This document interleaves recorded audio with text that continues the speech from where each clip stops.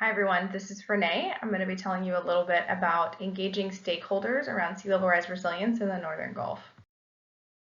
I'm going to talk specifically about some of the science advancements that were occurring that I was able to integrate, how we engage stakeholders during that research, how we engage with stakeholders after the research was over, just briefly touch on defining success and how we feel we've been successful, and then I'll quickly touch on lessons learned and best practices.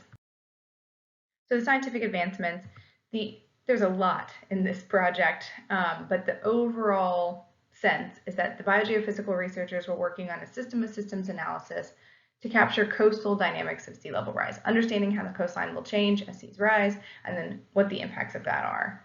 Specific outcomes that I was focused on, and this talk is focused on, is the 1% and 0.2% annual chance stillwater floodplains as seas rise, also changes to marsh extent and health through a new model called HydroMem.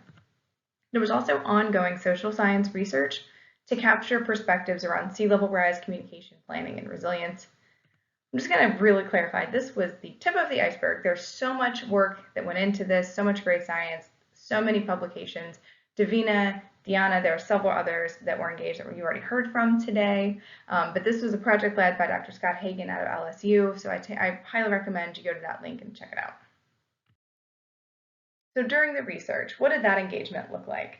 Well, first of all, we were meeting with a wide array of people. Here are some examples, but we were trying to get both natural resource decision makers, restoration specialists, along with extension and outreach professionals, and those on the ground municipal decision makers.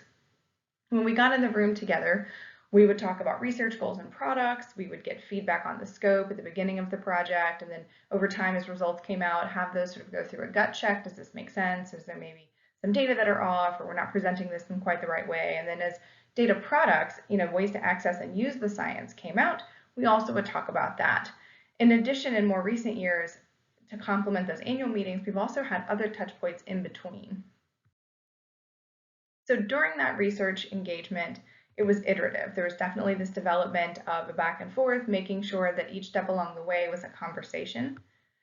There was specific expertise, mine, that was brought on in terms of stakeholder engagement to make sure that those meetings and those interactions were productive.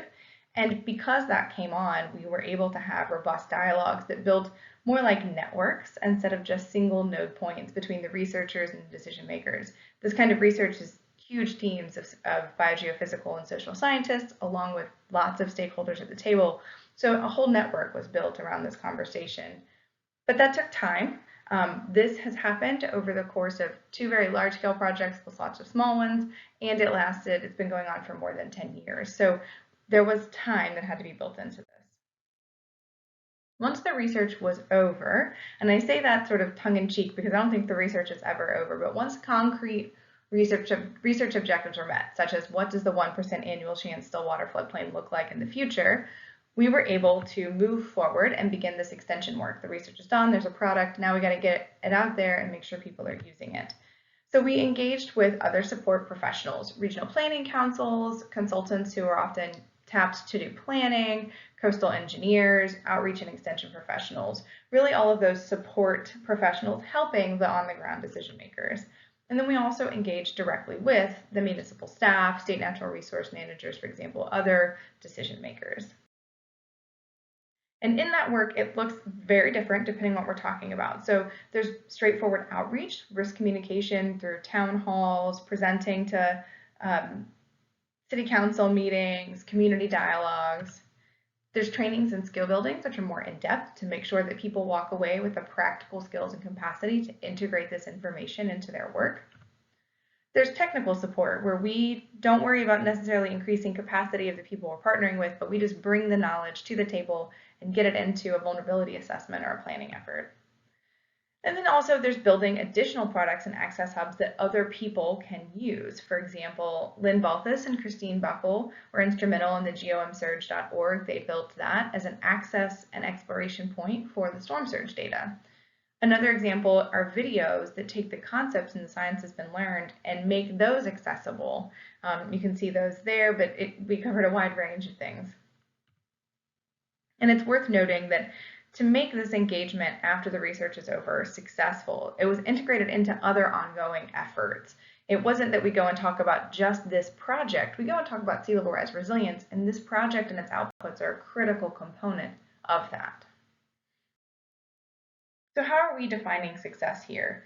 There's, first of all, if people just better understand the changing floodplains and what that means for themselves, whether they're, thinking about a whole city or for their personal home, there's an increased risk awareness. Integrating this knowledge into planning efforts, whether that's strategic planning or it's a hazard mitigation plan, whatever that might look like, design. But then there's also integrating into the actual implementation, making sure that as things are built, dirt is moved, or other kinds of decisions actually are implemented, the science is still at the table. And this project has seen these data used in all of these different capacities. So I wanted to wrap up by talking about lessons learned and best practices. I'm going to kick us off with lessons learned. The first thing I think is time. We knew it would take time. I don't know that anyone recognized exactly how much time. Another is that, the extension work and the engagement work will last long beyond the research timelines. And so finding ways to make that persist and move forward is critical. And then this idea that 4 to 6 touch points to get new tools really into someone's toolbox. That's not a scientific study, that's just my experience over time, but repetition is key. I feel like it's never been too many times that I've talked about this stuff because it is so new. And so to get people to wrap their heads around it and really understand why it's better and to integrate it into their process, it just takes that repetition.